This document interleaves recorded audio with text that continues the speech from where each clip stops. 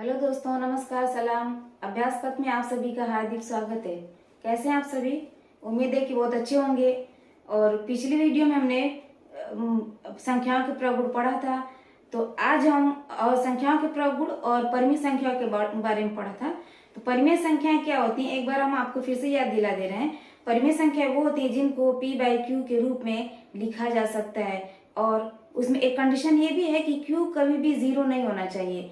Zero इसलिए नहीं होना चाहिए, क्यों जीरो इसलिए नहीं होना चाहिए क्योंकि हम किसी भी संख्या में जीरो से भाग देंगे उसका मान इनफाइनाइट आएगा, और इनफाइनाइट हमारी परिमेय संख्या नहीं होती। इनफाइनाइट एक अपरिभाषित होता है जिसको परिभाषित नहीं किया जा सकता है, इसलिए क्यू कभी जीरो नहीं होना चाहिए। तो आज हम परिमेय संख्याओं पर आधारित कुछ प्रश्न करेंगे। तो चलिए देखते हैं। हमारा प्रश्न है हमारा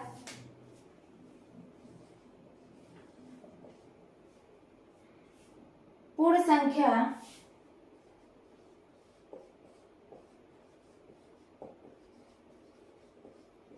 संख्या 6, 9 और 11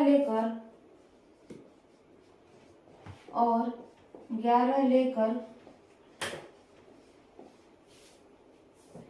गुणा के साहचर्य नियम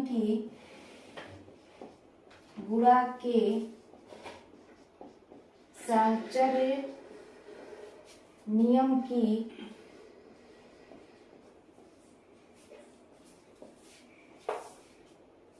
पुष्टि कीजिए।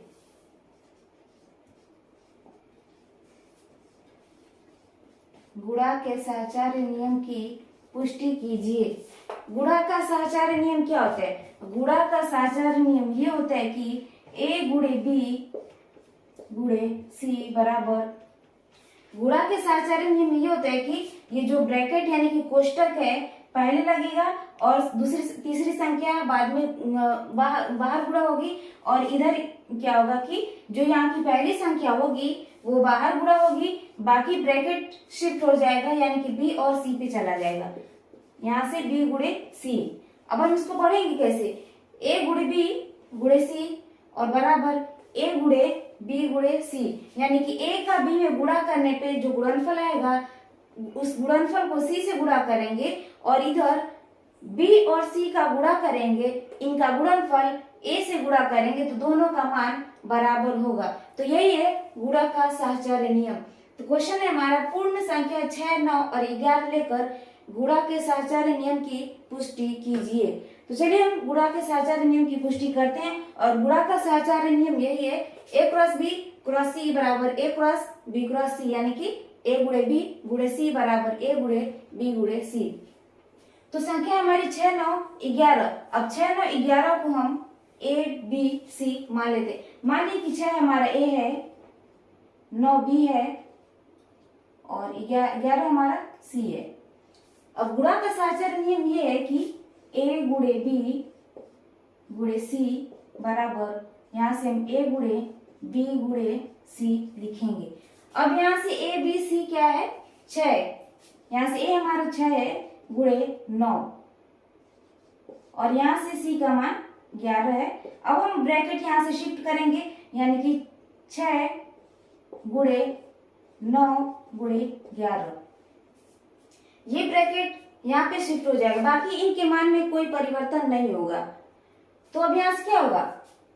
9 छक्का 54 गुणे 11, 9 में 6 का गुणा करेंगे तो 54 होगा और गुणे 11। अब हम यहाँ से क्या करेंगे? 6 बाहर रहेगा, गुणे 11 9 99। अब हमारा यहाँ से 11 में 9 का गुणा करेंगे तो 99 हो गया गुणे 6 और 54 गुणे 11। अब हम गुणा करके देखते हैं कि क्या दोनों का मान बराबर आ रहा है कि नहीं। तो चलिए हम गुणा करते हैं। 54 में 11 से गुणा करेंगे कितना होगा? 4 5 4 5, यहाँ से 4 9 5, 594। और हम यहाँ से 99 में गुणा करते हैं। 6 9 54 और 6 9 54, 54 6 9 54 को 4 हासिल 5 और 6 9 54 और फिर हासिल 5 59, यानी कि 594। दोनों का मान बराबर आ गया, यानी कि ये गुणा का साहचर्य नियम यही कहता है कि 2-3 संख्या हम लेंगे, उनको आपस में गुणा करेंगे बारी बारी से। एक बार ब्रैकेट यहाँ पे रखेंगे, फिर दूसरी बार यहाँ पे, यानी कि हम ये जो कोष्टक है उसको परिवर्तन करेंगे लेकिन इनके मान में कोई परिवर्तन नहीं होगा। ये गुणा का सहचार्य नियम।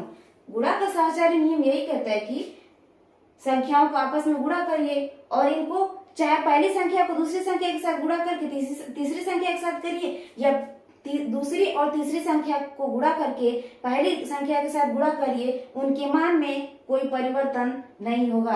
तो गुणा का सहचार्य नियम यही है। यहाँ से हमने ब्रैकेट को शिफ्ट करके यहाँ पे कर दिया, बाकी इनका गुणा किया, इनके गुणनफल में यानी कि इनके मान में कोई परिवर्तन नहीं होगा। यही है हमारा आंसर। यानी कि यहाँ से ये प्रूफ हो गया कि ये हमारा गुणा का सहचार्य नियम है, यानी कि दोनों का मान बराबर होगा। यानी कि ये जो कोष्टक है इसको यहाँ से उठा करके यहाँ रखने पे इनके मान में कोई परिवर्तन नहीं होगा। तो यही रहा हमारा क्वेश्चन और यही इसका आंसर हो गया। तब अगला क्वेश्चन है, अगला क्वेश्चन है हमारा कि संख्याएं दी गई होंगी, उनमें ये बताना है कि इसमें कौन सी संख्या परिमेय संख्या है। तो क्वेश्चन है हमारा √2 √4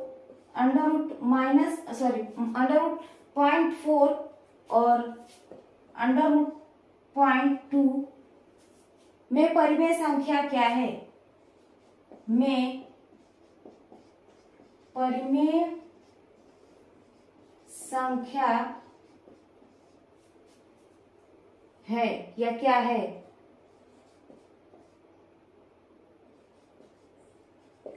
ये संख्याएं दी गई हमारे पास √2 √4 √0. या 0.4 और √0.2 में परिमेय संख्या क्या है। यानी कि ये संख्याएं हमें 4 दी गई हैं, इनमें से हमें ये ज्ञात करना है कि कौन सी परिमेय संख्या है। तो परिमेय संख्या का फार्मूला, पहले परिमेय संख्या का नियम हमें मालूम होना चाहिए कि परिमेय संख्याएं होती क्या है। परिमेय संख्याएं p/q के रूप में लिखी जाती हैं और q कभी भी 0 नहीं होना चाहिए, यानी कि q का मान कभी भी 0 नहीं होना चाहिए। तो 2/4 हम लिख सकते हैं या 2/1 लिख सकते हैं या 3/5 लिख सकते हैं। ये सब क्या है, परिमेय संख्या है। तो अब यहाँ से हमें कुछ ऐसा मान निकालना होगा। परिमेय संख्या दशमलव में नहीं होती है। यहाँ से हमें एक ऐसी संख्या ढूंढनी होगी जिनका मान इस p/q के रूप में आ जाए। तो यहाँ से हम चेक करेंगे √2 अपरिमेय संख्या है, √3 √2 -√3 या -√5, ये सब क्या हमारी अपरिमेय संख्या है, क्योंककि हम इनको p/q के रूप में नहीं लिख सकते हैं। तो √2 हमारा अपरिमेय संख्या है। अब √0.4 ये भी अपरिमेय संख्या है, क्योंकि हम √0.4 का यदि वर्गमूल निकालेंगे तो ये दशमलव में तो है ही, जब इसका वर्गमूल निकालेंगे तो दशमलव के ये कई स्थानों तक जाएगा, यानी कि इसका मान बहुत ही छोटा जाएगा और इसको हम परिमेय संख्या के रूप में नहीं लिख सकते हैं। इसी तरह से √0.2 का भी यही काम होगा, इसका मान बहुत ही छोटा आएगा, इसको हम परिमेय संख्या यानी कि p/q के रूप में नहीं लिख सकते हैं। लेकिन √4 है तो √4 का हम वर्गमूल निकालेंगे तो 2 हो जाएगा। अब 2 को हम 2/1 लिख सकते हैं, इस रूप में लिख सकते हैं। √4 का हम वर्गमूल निकालेंगे तो 2 होगा, +- 2 होता है, लेकिन जनरली हम 2 यानी कि इसका क्या होगा, +- 2 होगा। √4 का वर्गमूल निकालेंगे तो प्लस और -2 होगा, लेकिन जनरली हम प्लस वाला ही यूज करते हैं। जब भी हम यूज करते हैं तो जनरली प्लस वाला ही यूज करते हैं, यहाँ +2 लिखा नहीं जाता है। तो इसका मान हो गया 2, माइनस वाला भी 2 होगा, लेकिन माइनस को नेग्लेक्ट किया जाता है, पॉजिटिव वाला जो नंबर होता है उसको लिया जाता है, यानी कि पॉजिटिव मूल लिया जाता है। तो यहाँ से हो गया √4 का मान 2/1। यहाँ से हम +- 2 भी लिख सकते हैं, +- 2 यानी कि एक बार +2 होगा और एक बार -2 होगा। तो यहाँ से हम इसको 1 लिख सकते हैं। किसी भी संख्या को हम 1 से भाग दे सकते हैं, उसका मान वही आएगा। 2 को हम 1 से भाग देंगे तो 2 होगा, -2 को 1 से भाग देंगे तो भी -2 मिलेगा। यानी कि इन संख्याओं को हम p/q के रूप में लिख सकते हैं।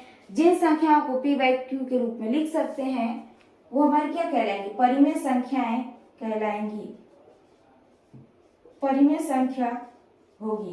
तो यहाँ से परिमेय संख्या क्या है, √2 √4 √0.4 और √0.2 में परिमेय संख्या क्या है हमारी, इसमें क्या है, परिमेय संख्या हमारी यहां से हो गई,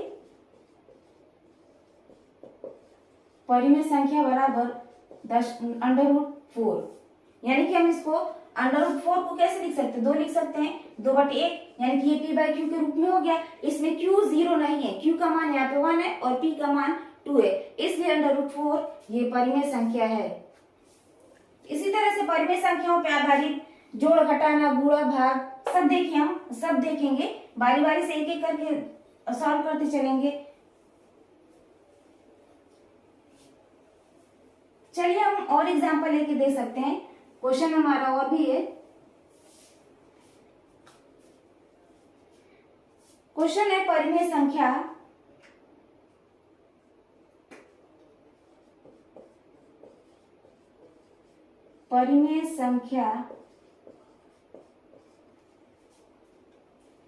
-7/9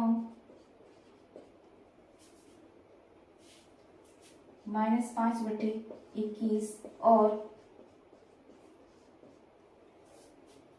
2/-3 को 2/-3 को आरोही क्रम में लिखिए।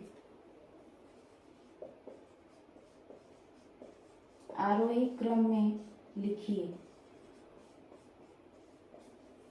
क्वेश्चन है हमारा कि परिमेय संख्या -7/9 -5/21 और 2/-3 को आरोही क्रम में लिखिए। आरोही क्रम का मतलब क्या होता है, बढ़ते हुए क्रम में। जैसे आरोही क्रम का मतलब होते बढ़ते हुए क्रम में, जैसे हम 1 से स्टार्ट करते हैं तो 1 के बाद 2, 3, 4, 5 इस तरीके से एक एक करके थोड़ा थोड़ा सा ही बढ़े, जितना भी बढ़े उनका अंतर, दोनों संख्याओं का गैप जो है एक समान होना चाहिए। वो या एक समान जरूरी नहीं है, कम या ज्यादा कुछ भी हो सकता है दोनों संख्याओं का गैप, लेकिन ज्यादा होना चाहिए। सबसे पहले हम छोटा मान रखेंगे, उसके बाद उससे बड़ा, उसके बाद उससे बड़ा, तो ये क्या कहलाएगा, हमारा आरोही क्रम कहलाएगा। और अवरोही क्रम क्या होता है कि सबसे पहले हम बड़ी संख्या को रखेंगे, उसके बाद छोटी संख्या, फिर उससे छोटी संख्या, फिर उससे छोटी संख्या, यानी कि घटते हुए क्रम में। अवरोही का मतलब क्या होता है, घटते हुए क्रम में, और आरोही का मतलब होता है कि बढ़ते हुए क्रम में। तो यहाँ पे क्वेश्चन हमारा पूछा है कि आरोही क्रम में यानी कि बढ़ते हुए क्रम में इन संख्याओं को लिखना है। तो अब बढ़ते हुए क्रम में हम कैसे लिखेंगे, यहाँ पे तो हमारे पास परिमेय संख्या, हमें कैसे पता, यदि 1 2 होता, 1 2 3 होता तो हमें पता चल रहा है कि 1 छोटा है, 2 इससे बड़ा है, और 3 जो है कि 2 से बड़ा है, या 4 5 दे देता है, ऐसे 4 5 6 7 8, तो यहाँ से हमें देख के पता चल जाता है कि 4 छोटा है, 5 बड़ा है, फिर 6 इससे बड़ा है, फिर 7 इससे बड़ा है, फिर 8 इससे बड़ा है। लेकिन यहाँ हम देख करके ये अंदाजा नहीं लगा सकते कि यहाँ पे हम किसको छोटा मानेंगे और किसको बड़ा मानेंगे। तो छोटा और बड़ा मानने के लिए किस तरीके से मानेंगे, कैसे हम किस संख्या को ज्ञात करेंगे कि कौन संख्या छोटी है और कौन संख्या बड़ी है, इसके लिए हमें कुछ काम करना पड़ेगा। यदि मान लीजिए कि यहाँ पे दोनों जो इसके हर हैं 9, 21 और -3 यदि सेम होते हैं, यानी कि बराबर होते हैं, जब देखिए परिमेय संख्या में p/q के रूप में होती है, जब हर तीनों संख्या या दो परिमेय संख्या या 3 परिमेय संख्या दी गई होती है, जब उनके हर समान होते हैं, तो जो अंश होता है, अंश में जो सबसे बड़ी संख्या होती है वही परिमेय संख्या सबसे बड़ी होती है, और जो सबसे छोटी संख्या होती है, यानी कि अंश में जो सबसे छोटी संख्या होती है वो परिमेय संख्या सबसे छोटी होती है। यदि अंश बराबर है और हर कम ज्यादा है, तो उसमें क्या होगा कि जो सबसे छोटी संख्या होगी वही वाली परिमेय संख्या सबसे बड़ी होगी, और जो सबसे बड़ा हर होगा वही वाली परिमेय संख्या सबसे छोटी होगी। तो चलिए देखते हैं कि इसमें कौन सी सबसे छोटी संख्या और कौन सी सबसे बड़ी संख्या है, उसके बाद उनको आरोही क्रम में सजाते हैं। तो परिमेय संख्या को छोटा और बड़ा मालूम करने के लिए यहाँ पे हम क्या करेंगे कि पहले हम इन संख्याओं को उतार लेंगे, -5/21 और यहाँ से 2/-3। अब हम क्या करेंगे, जो इनके हर हैं इनका एलसीएम निकालेंगे, यानी कि लघुत्तम समापवर्तक। 9, 21 और -3 का लघुत्तम समापवर्तक क्या होगा, देखिए यहाँ भी माइनस, यहाँ भी माइनस, यहाँ भी माइनस, इस माइनस को शिफ्ट करके यहाँ पे लाया जा सकता है, ये वाला माइनस ला करके यहाँ पे रखा जा सकता है। अब यहाँ पे क्या हो जाएगा, हम इसको इस तरीके से भी लिख सकते हैं, 7/9 -5/, -5/21 और -2/3। क्योंकि माइनस है तो ऊपर इस माइनस को हम यहाँ भी रख सकते हैं और इस माइनस को यहाँ भी रख सकते हैं। अब ये नीचे की सारी संख्याएं धनात्मक हो गई, यानी कि पॉजिटिव हो गई। 9, 21 और 3 का एलसीएम निकालेंगे। एलसीएम हमने आपको पढ़ा दिया है, लेकिन एक बार फिर से देख लीजिए। एलसीएम वाली क्लास आप लोग जरूर देखिएगा, तभी जाकर के आप लोग को समझ में आएगा कि एलसीएम कैसे निकाला जाता है। तो 9, 21 और 3 का एलसीएम निकालेंगे। हम 3 से भाग देंगे, 3 3 9, 3 7 21 और यहाँ से 1 हो जाएगा, फिर यहाँ से 3 और यहाँ से 7 और फिर यहाँ से 7, यानी कि 3 3 9 और 9 7 63। यहाँ से एलसीएम हो जाएगा हमारा, एलसीएम यहाँ से 63 हो जाएगा। 3 3 9 और 9 7 63, यानी कि एलसीएम हो जाएगा हमारा 63। तो एलसीएम वाली क्लास आप लोग जरूर देखिएगा, तभी समझ में आएगा कि एलसीएम कैसे निकाला जाता है। क्योंकि हमने आपको पूरा एलसीएम कंप्लीट करा दिया है, तो आप लोग वीडियो एलसीएम वाली वीडियो जरूर देखिएगा। तो यहाँ से एलसीएम हो गया हमारा 63। अब हम क्या करेंगे, जब एलसीएम निकाल लेंगे तो हम एक काम यहाँ से करेंगे, इन संख्याओं को फिर से लिखेंगे। -5/21 -2/3, यहाँ से ब्रैकेट लगाएंगे और जितना एलसीएम आया होगा एलसीएम का गुणा कर देंगे। सभी संख्याओं के साथ एलसीएम का गुणा कर देंगे। जब एलसीएम का गुणा करेंगे उसके बाद क्या करेंगे, जो संख्याएं दी गई होंगी परिमेय संख्याएं, इनके जो हर है, इनके हर से जो एलसीएम है उसको भाग देंगे। भागफल जितना आएगा उस भागफल से इन सभी संख्याओं में गुणा करेंगे। फिर से सुन लीजिए, जो एलसीएम होगा यहाँ पे गुणा करेंगे और जो हर होंगे इनको बारी बारी से एलसीएम में भाग देंगे। जो भागफल प्राप्त होगा उस भागफल को हम इन संख्याओं यानी कि अंश में बारी बारी से गुणा करेंगे। तो चलिए गुणा करते हैं, यानी कि 9 7 63, 63 में हम भाग देंगे 9 से, तो 9 7 63। भागफल कितना है, 7 है। 7 का 7 में गुणा करेंगे तो 49 होगा माइनस के 7। फिर से सुन लीजिए, 63 में हम भाग देंगे 9 से, 9 7 63 होगा। डायरेक्ट किया जा रहा है, एलसीएम आप लोग निकालना सीख लीजिए एलसीएम वाली वीडियो देख करके। यहाँ से 9 से भाग देंगे 63 में, 9 7 63 आएगा। फिर भागफल जो आ रहा है 7, 7 का इसमें गुणा करेंगे, यानी कि 7 7 49 होगा, माइनस साइन रहेगी। और यहाँ पे ये चीज, यहाँ पे हम क्या लिखेंगे, यहाँ पे अब जो एलसीएम आया हम उसको एलसीएम को लिख देंगे 63। फिर हम क्या करेंगे, इसको भाग देंगे 21 से भाग देंगे हम 63 में, तो क्या हो जाएगा 21 3 63, 3 आया और 3 का गुणा करेंगे 15 में, तो 3 5 में, तो 3 5 15 हो जाएगा, यहाँ से 63 हो जाएगा। फिर हम क्या करेंगे, 3 से भाग देंगे 63 में, तो यहाँ से क्या हो जाएगा 21 मिल जाएगा, 3 दूना के 6 और 3 एकम 3, यानी कि 21 मिल जाएगा। 21 का 2 में गुणा करेंगे तो यहाँ से क्या मिल जाएगा, -42 मिल जाएगा और 63। एलसीएम वाला हम क्या करेंगे, नीचे लिख लेंगे। एलसीएम यहाँ पे एलसीएम इसलिए निकाला गया ताकि जो हर है इनको बराबर किया जा सके। जब हर हमारा बराबर हो जाएगा फिर हम क्या करेंगे, इन संख्याओं को एक क्रम में, या तो आरोही क्रम में या अवरोही क्रम में हम इनको सजा लेंगे। तो जब हमारा हर समान होगा तभी जाकर के हम ये डिसाइड कर पाएंगे कि इसमें कौन सी संख्या सबसे छोटी है और कौन सी संख्या सबसे बड़ी है। तो जब हर समान होगा तो ऊपर वाली जो संख्या सबसे बड़ी होगी वही संख्या हमारी, यानी कि वही वाला जो परिमेय संख्या होगी वो बड़ी होगी, और जो संख्या सबसे छोटी होगी वो संख्या, यानी कि जो अंश सबसे छोटा होगा वो परिमेय संख्या सबसे छोटी होगी। तो चलिए देखते हैं कि इसमें -49, -15 और -42 में कौन सी संख्या सबसे छोटी है, क्योंकि क्वेश्चन में हमारा बोला गया कि आरोही क्रम में सजाना है। तो आरोही क्रम में सबसे छोटी संख्या को हम पहले रखते हैं, उसके बाद उससे बड़ी, फिर उसके बाद उससे बड़ी। तो हमें यहाँ पे सबसे पहले छोटी संख्या को ज्ञात करनी होगी।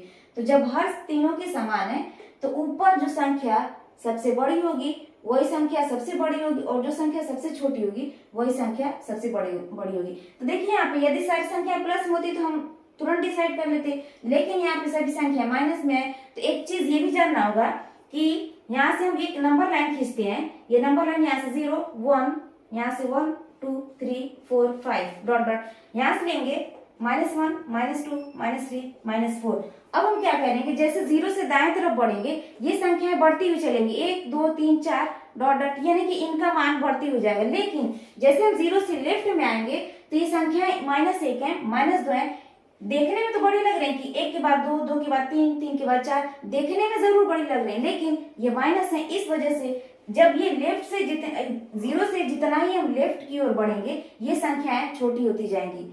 जीरो से राइट हम बढ़ेंगे तो ये संख्याएं बढ़ती जाएंगी, और जीरो से लेफ्ट आएंगे ये संख्याएं और छोटी होती जाएंगी। यानी कि माइनस वाली संख्याएं जितनी बड़ी होंगी वो देखने में बड़ी लगेंगी, लेकिन उनका मान सबसे कम होगा। तो अब देखिए यहाँ पे 49 है, -49 है, -15 है, -42 है। अब इसमें संख्या देखने में तो 49 सबसे बड़ी लग रही है, लेकिन ये माइनस के साथ है तो ये संख्या सबसे छोटी होगी। यानी कि आपका यहाँ पे क्या होगा, -49/63, ये वाली परिमेय संख्या सबसे छोटी होगी। तो हम इसको एक बार लिख लेते, पहले हम इसको इसी क्रम में सजा लेते हैं। तो -49/63। अब 49 के बाद आएगा 42, इससे जस्ट देखने में 49 के बाद छोटी लग रही है 42। अब इसके बाद 42 आएगा, -42। तो क्या करेंगे कि माइनस के साथ है, देखने में 42 बड़ा लग रहा है, लेकिन माइनस के साथ है, 15 से 42 बड़ा है, लेकिन ये माइनस के साथ है, इसलिए -42 15 से क्या होगा, बड़ा होगा, सॉरी छोटा होगा। तो उसके बाद हम क्या करेंगे, यानी कि ये संख्या इससे, ये वाली संख्या इससे बड़ी होगी, तो हमें इससे बड़ी, इससे छोटी वाली संख्या को पहले रखना होगा। यानी कि -42/63। इसके बाद ये वाली संख्या है, अब बची क्या है, ये वाली बची है, यानी कि -42/63 से हमारी -15/63 ये संख्या बड़ी है। अब ये हो गया हमारा आरोही क्रम में। लेकिन ये अभी जो संख्या है, जो इसका क्या एक्चुअल फॉर्म नहीं है, यानी कि अभी भी अपने रूप में नहीं है, हमें इसको अपने रूप में बनाना होगा। तो -49/63 कहाँ से आया, इस संख्या से मिला, -49/63 इस संख्या से मिला, यानी कि ये संख्या हमारी ये है, यानी कि -7/9। अब हम एक्चुअल संख्या पे, यानी कि जो संख्याएं हमें दी गई हैं, इन पे पहुंचेंगे, इनके जरिए, इन संख्याओं के जरिए, इन संख्याओं की सहायता से हम इस पे पहुंचेंगे, और इस फिर जो संख्या दी गई हैं इनको हम आरोही क्रम में सजाएंगे। तो यहाँ से -49/63 कहाँ से मिला, यहाँ से मिला, यानी कि यहाँ से मिला, फिर यहाँ से ये संख्या, यहाँ से ये संख्या, यानी कि ये हमारी एक्चुअल संख्या है, यानी कि ये सबसे छोटी संख्या होगी। उसके बाद -42/63 कहाँ से मिला, यहाँ से मिला, यानी कि ये संख्या में कहाँ से मिली, यहाँ से मिली, और ये संख्या यहाँ से मिली, यानी कि -2/3। फिर हमारा आ गया, बचा क्या, यही तो बचा। अब ये कहाँ से मिला, यहाँ से मिला, और ये यहाँ से मिला, यानी कि ये संख्या यहाँ से मिली, तो यहाँ से क्या हो गया, -5/21। अब हमारी ये क्या है, एक्चुअल रूप में, यानी कि एक्चुअल फॉर्म में ये संख्या है, यानी कि आरोही क्रम में ये संख्या सबसे छोटी होगी, फिर इससे थोड़ी सी बड़ी ये होगी, और इससे थोड़ी सी बड़ी ये होगी। तो ये हो गया हमारा आरोही क्रम में, आरोही क्रम में संख्याएं, ये हमारी संख्या है आरोही क्रम में। आरोही क्रम का मतलब होता है छोटे से बड़ा लेके चलना। तो हम सीधे सीधे, हमें 2 3 4 दे दिया गया होता है तो हम उसको आसानी से सजा लेते हैं, लेकिन जब परिमेय संख्याओं के रूप में देता है तो हम उनके हर का एलसीएम निकालते हैं, फिर उसमें भाग देते हैं और भाग करके गुणा करते हैं। गुणा करने के बाद उन संख्याओं को हम एक रूप में डालते हैं, एक परिमेय संख्या के रूप में डालते हैं, फिर उनको छोटे से बड़े क्रम में या बड़े से छोटे क्रम में, क्वेश्चन में जैसा बोला गया आरोही क्रम या अवरोही क्रम, यदि आरोही बोलता है तो छोटे से बड़े पे जाएंगे, और आरोही अवरोही बोलता है तो बड़े से छोटे पे जाएंगे। तो क्वेश्चन में हमारा अवरोही आरोही है, तो हम यानी कि छोटे से बड़े पे जाएंगे। तो यहाँ पे हमें सबसे छोटी संख्या ये मिल गई, फिर उससे बड़ी है, फिर उससे बड़ी है। अब ये संख्या कहाँ से मिली, यहाँ से मिली, और ये संख्या यहाँ से मिली, यानी कि हमारी संख्या ये हो गई। अब जो है -42/63, यानी कि यहाँ से मिली, ये संख्या हमें यहाँ से मिली, और ये संख्या यहाँ से मिली, यानी कि ये वाली संख्या हमारी यहाँ पे हो गई दूसरे नंबर पे। तीसरे नंबर पे ये संख्या यहाँ से मिली और ये संख्या यहाँ से मिली, यानी कि -5/21 हमारी सबसे बड़ी संख्या होगी। यही रहा जो संख्या दी गई है इनका आरोही क्रम। तो इसी तरह से हम परिमेय संख्याओं का जोड़ घटाना गुणा भाग पर पढ़ेंगे, उनको आरोही क्रम में सजाएंगे, उनको अवरोही क्रम में सजाएंगे। तो आज तक हमने, आज की वीडियो में हमें यही पढ़ा है कि परिमेय संख्याओं को कैसे जोड़ा जाता है, उनका साहचर्य नियम क्या है, और उनको आरोही क्रम में कैसे सजाया जाता है। तो अगले वीडियो में हम क्या करेंगे, इनसे संबंधित यानी कि इनसे रिलेटेड और भी क्वेश्चन करेंगे। परिमेय संख्याओं का जोड़ो, परिमेय संख्या को घटाना, गुणा भाग सब कुछ पढ़ेंगे, बारी बारी से पढ़ेंगे, एक एक चीजों को समझते हुए पढ़ेंगे। तो वीडियो कैसी लगी आप लोग जरूर बताइए कमेंट बॉक्स में कि वीडियो, यदि आप लोग को वीडियो पसंद आती है तो लाइक करें, शेयर करें और चैनल को सब्सक्राइब करें। मिलते हैं नेक्स्ट वीडियो में। जय हिंद।